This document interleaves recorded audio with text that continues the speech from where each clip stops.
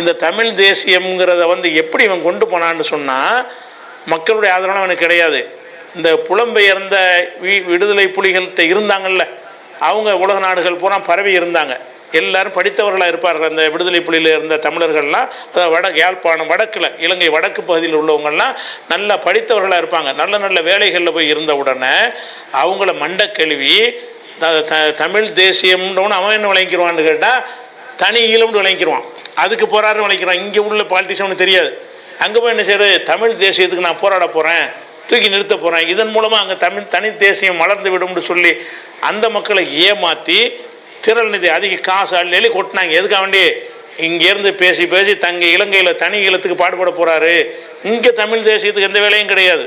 தமிழ் தேசியம்னா நீ ஆயுதம் தாங்கி போராடி என்ன செய்யணும், தனி நாடு கோரிக்கை டிக்ளேர் பண்ணணும். அப்படி இல்லாத வரைக்கும் தமிழ் தேசியம்ங்கிறது ஃப்ராடு பித்தலாட்டத்தனம் தான். அப்படி இருக்கிற நேரத்தில் அந்த மாதிரி நிதியெல்லாம் கொடுத்தாங்களா, அதுக்கு என்ன செஞ்சான்னு கேட்டால் இவன் சில கள்ள வேலையெல்லாம் பார்த்தான். ஃபோட்டோவை எடுத்து வச்சு கிராஃபிக் பண்ணி ஒன்றா சேர்த்து பிரபாகரன் நிற்கிற மாதிரி, பிரபாகரனுக்கு பின்னாடி இந்த ஸ்க்ரீன் மாதிரி காட்டுறாங்களா, அதை பார்த்தவொடனே விளங்கலாம். இந்த மாதிரி ஒரு ஸ்க்ரீனை கட்டியா பிரபாகரன்லாம் ஃபோட்டோ எடுப்பார். அவருக்குன்னு ஒரு ஆஃபீஸு, அவருக்கு அந்த பக்கம் கொடி நாட்டப்பட்டிருக்கும். அந்த அவருடைய அலுவலகம் எப்படி இருக்கும் என்பதை புகைப்படத்தில் பார்த்துருப்பீங்க.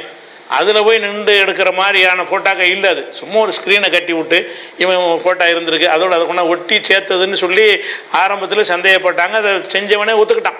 இப்போ என்ன ஆச்சுன்னு கேட்டால் இவன் இப்போ பிரபாகரனை சந்திச்சிருந்து எல்லாம் பொய்யா சொல்கிறான். ஆமக்கறியில் இருந்து கறி இட்லியில் இருந்து இவன் சொல்கிற எல்லாமே பொய்யா இருக்குன்னு தெரிஞ்ச உடனே விடுதலை புலிகள் கை கழுவிட்டாங்க. இவங்களுக்கு இனிமேல் உதவி செய்யாதீங்க, ஓப்பன் டிக்ளேர் பண்ணிட்டாங்க. அப்போ நிதி அட்டச்சவனும் என்ன செய்கிறான்னு கேட்டால் இப்போ பெரியார் எதிர்ப்போம், காவிகள் இப்போ தருவாங்க. பெரியார் இப்போ இழுத்ததுக்கு என்ன காரணம் என்று கேட்டால் அந்த வாசல் அடைபட்டு போய்விட்டது.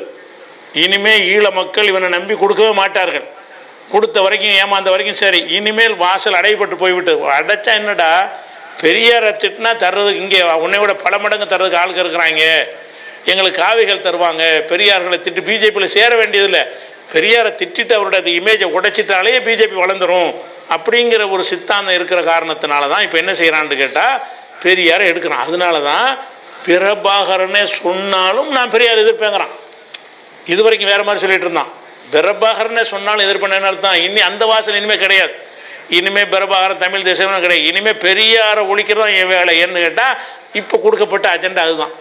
அதனால தான் பெரியாரை இவன் பேசுகிறான்ல விளைக்கிறேன். இனிமேல் அந்த வாசல் அடைக்கப்பட்டு விட்டது.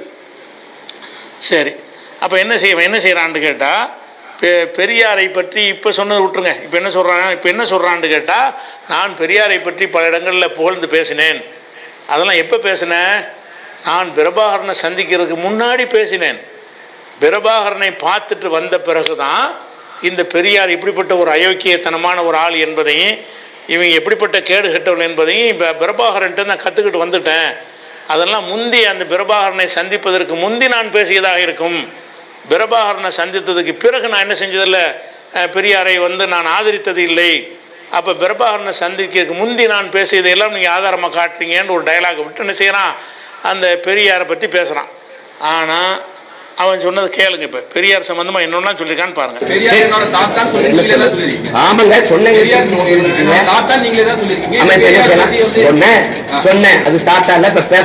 என்ன பண்ணலாம், என் தலைவனை 2008 பிப்ரவரியில் நான் சந்திக்கிற வரை நானும் இந்த திராவிட இந்த திருட்டு கூட்டத்தில் ஒருத்தனாதான் இருந்தேன். சந்திச்ச பிறகுதான் தமிழன்னா யாரு, தமிழ் தேசியம்னா என்ன, தமிழனுக்கு தேவையான அரசியல்னா என்ன அப்படின்னு வந்த பிறகுதான் இது இந்த அரசியலை கட்டமைக்கிறேன். எங்கள் ஐயா பெரியாரின் கையில் இருந்த வளைந்த கைத்தடிதான் கால ஓட்டத்திலே ஈழ தேசத்திலே என்னுயிர் தலைவன் பிரபாகரன் கையிலே துப்பாக்கியாக நிமிர்ந்தது. என் அன்பு பெரியார் சிந்தித்ததையெல்லாம் செயல்படுத்திய தலைவர் பெருமக்களில் தமிழ்நாட்டிலே பெருந்தலைவர் காமராஜர் இருந்தார். ஆட்சி அதிகாரத்தில் இருந்த பெருமகன் ஈழ நிலத்திலே எங்கள் உயிர் தலைவன் பிரபாகரன் இருந்தார். பெரியார் ஒரு கருத்தியல் புரட்சியாளன், பெரியார் ஒரு கருத்து பெட்டகம் என்றால் களத்திலே அதை நிகழ்த்திய தலைவன் பிரபாகரன். இதைத்தான் என் அண்ணன் என் தலைவன் என் இடத்திலே சொன்னார். பெரியாரின் சிந்தனைகளை படித்து வளர்ந்த பிள்ளைகள், இதைத்தான் என் அண்ணன் என் தலைவன் என் இடத்திலே சொன்னார். பெரியாரின் சிந்தனைகளை படித்து வளர்ந்த பிள்ளைகள், இதைத்தான் என் அண்ணன் என் தலைவன் என் இடத்திலே சொன்னார். பெரியாரின் சிந்தனைகளை படித்து வளர்ந்த பிள்ளைகள், பேரறிஞர் அண்ணா என்ற பெருமகனின் பேச்சை கேட்டு எழுத்தை படித்து வளர்ந்த பிள்ளைகள், தூர தேசத்திலே வாழ்ந்த நாங்கள் போராளிகளாக மாறி நிற்கிறோம். பெரியார் என்ற பெருமகனின் நிழலிலே வளர்ந்தவர்கள், அவர் அடிச்சுவரிலே பாதை எடுத்து பயணித்தவர்கள், பேரறிஞர் அண்ணா என்ற பெருமகனின் தம்பிகள், தலைவர்கள். நீங்கள் வாழ்கிற நிலத்திலே வெறும் வாக்காளிகளாக ஆகியிருக்கிறீர்கள் என்று என்னிடத்திலே சொன்னார். இதுல என்ன சொல்றான், பிரபாகரன் தான் என்கிட்ட சொன்னாருங்கிறான். என்ன சொன்னாரு, பெரியாரை வச்சு தான் நாங்களே வளர்ந்தோம் அப்படின்னு பிரபாகரனை சந்திக்கும் போது பிரபாகரன் இப்படி தான் சொன்னார் என்று முன்னாடி பேசியிருக்கிறான். இப்போ என்ன பேசுகிறான், பிரபாகரனை சந்திக்க முன்னாடி பேசுனதுங்கிறான். பிரபாகரனை சந்திச்சுட்டு வந்து தான் பேசுகிறான். பிரபாகரன் சொல்லி தான் பெரியாரை பேசுகிறான். அப்போ பெரியாரை பற்றி இப்போ பேசுறது எல்லாமே என்னன்னு கேட்டால், இப்போ வந்து இந்த அஜெண்டாவுக்காக பேசுகிறான். பிஜேபியோட விலை போய்விட்டு அதுக்கு தகுந்தவாறு பேசுகிறான் என்று விளங்கிக்கிறீங்க. இப்போ பெரியாரை பற்றி என்னெல்லாம் சொல்லியிருக்கான்னு பாருங்கள். நாம் பெரியாரை அப்படியே ஏற்கிறோம். பெரியாருடைய கடவுள் மறுப்பை கூட அறிவியல் ஆய்வு என்று அப்படியே ஏற்கிறோம். பெரியாருடைய சாதி ஒழிப்பு, சமூக நீதி, பெண்ணிய விடுதலை, தீண்டாமை ஒழிப்பு, பகுத்தறிவு கருத்துக்கள் அத்தனையும் நாம் அப்படியே ஏற்கிறோம். அமெரிக்க பேராசிரியர் ஜான் ரைலி குறிப்பிடுகிறார், 1000 ஆண்டுகளில் இந்திய பெருநிலப்பரப்பில் ஒரு புரட்சியும் நடக்கவில்லை. தென்னிந்தியாவில் தந்தை பெரியார் என்ற ஒருவர் நடத்திய சமூக நீதி புரட்சியை தவிர என்று எழுதுகிறார். இயக்கத்தின் தலைவர்கள், அரசியல் கட்சி தலைவர்கள் பெரியாரை சீமான் விமர்சிக்கிறார் என்று தோற்றுகிறார். ஒரு சகோதரர் என்னிடத்திலே வந்து, நீங்கள் பெரியாரை கைவிட்டு விட்டால் நாம் எல்லாம் இணைந்து பணியாற்றுவதில் ஒரு சிக்கலும் இல்லை என்று சொன்னார். அவர் ஒரு அருள் தந்தை, அனுதினமும் தேவாலயத்தில் ஜெபிப்பவர். ஏன் பெரியாரை கைவிட வேண்டும் என்று கேட்டேன். அவர் கன்னடர் என்று என்னிடத்தில் சொன்னார். நீங்கள் தினமும் ஜெபிக்கிறீர்களே, இயேசு கிறிஸ்து அவர் தமிழரா என்று கேட்டேன். அதோடு அதற்கு பிறகு அவர் என்னோடு பேசவில்லை.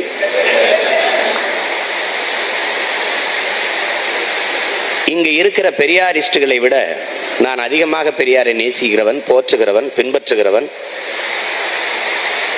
அதில் இன்று வரை அதில் உறுதியாக நிற்பவன், என் இறுதி வரை உறுதியாக நிற்பேன். அதில் இன்று வரை அதில் உறுதியாக நிற்பவன், என் இறுதி வரை உறுதியாக நிற்பேன்.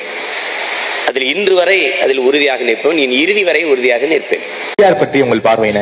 பெண்ணிய உரிமைக்காக போராடியவர், பேசியவர். பாரதி பாடினாரு, ஐயா வந்து போராடினாங்க. பெண்களுக்கு அன்போடு நான் ஒரு கட்டளை விடுவேன். நாம் தமிழர் கட்சி என்பது பெரியாரை எதிர்க்க தொடங்கப்பட்டது இல்ல. நீ பெரியாரை திட்டுறதுதான் நாம் தமிழர் கட்சியின் கொள்கை நினைச்சிட்டு இருந்தீங்கன்னா அது உன்னுடைய மடத்தனம்.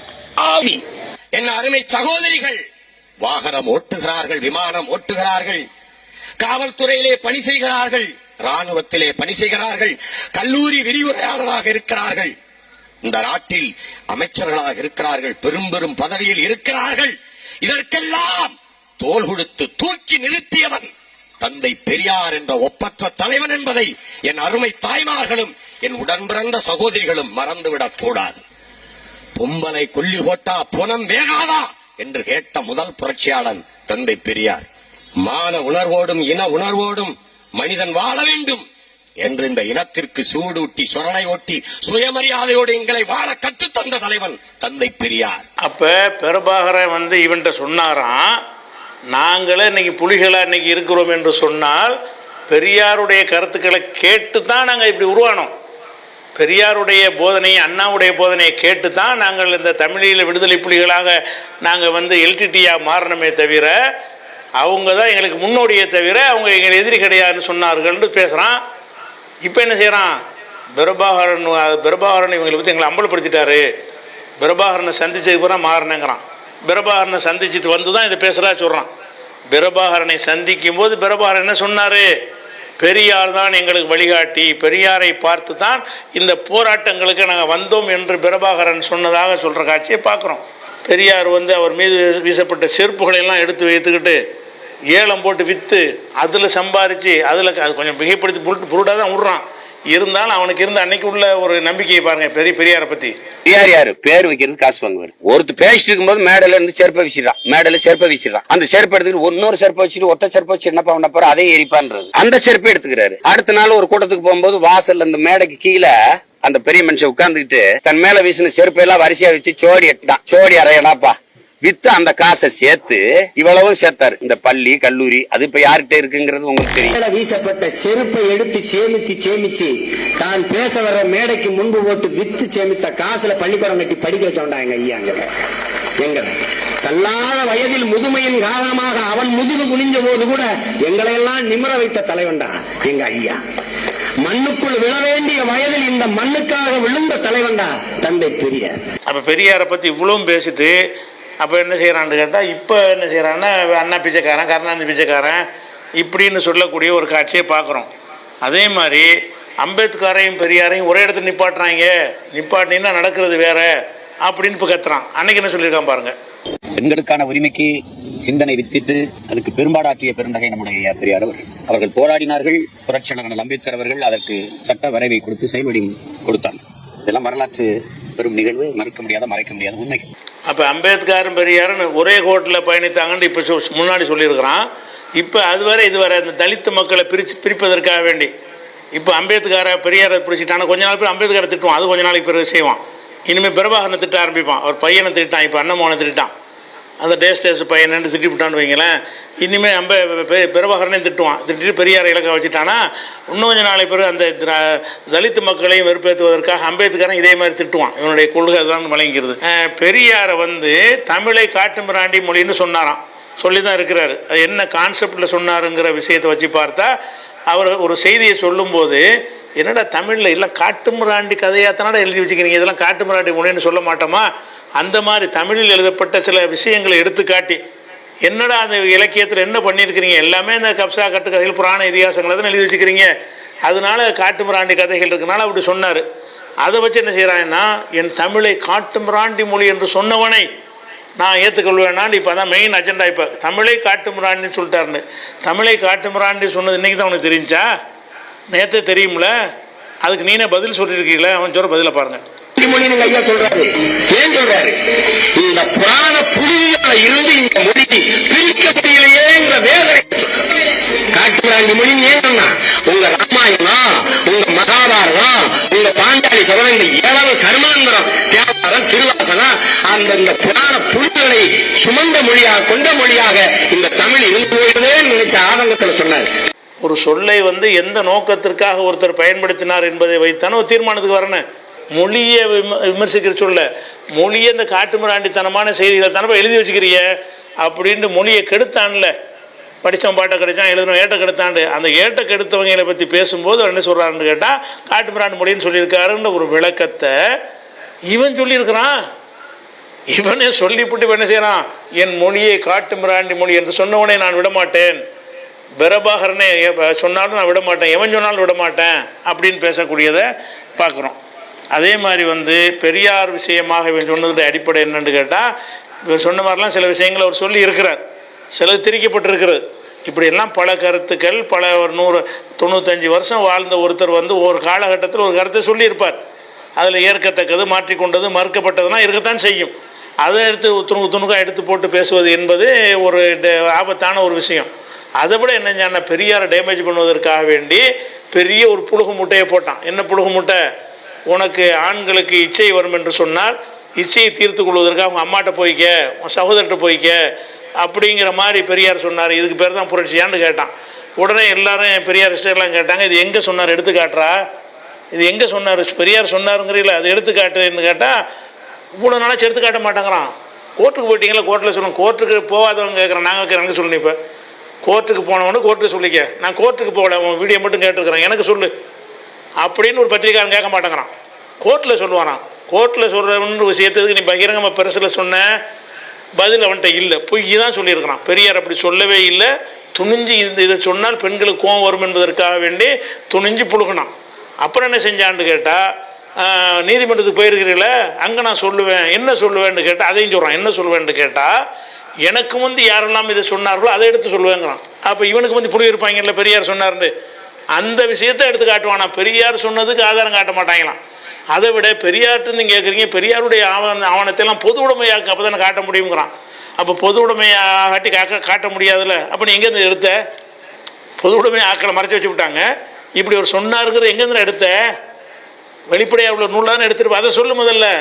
நீ பாகம் பக்கத்தை சொல்லு, நாங்கள் நீ மறைக்கப்பட்ட நூலை எடுத்து காட்டுறோம் அப்படின்னு சொன்னால் பதில் இல்லை. அப்போ துணிஞ்சு அவதூறாக புழுகி இருக்கிறான். புலி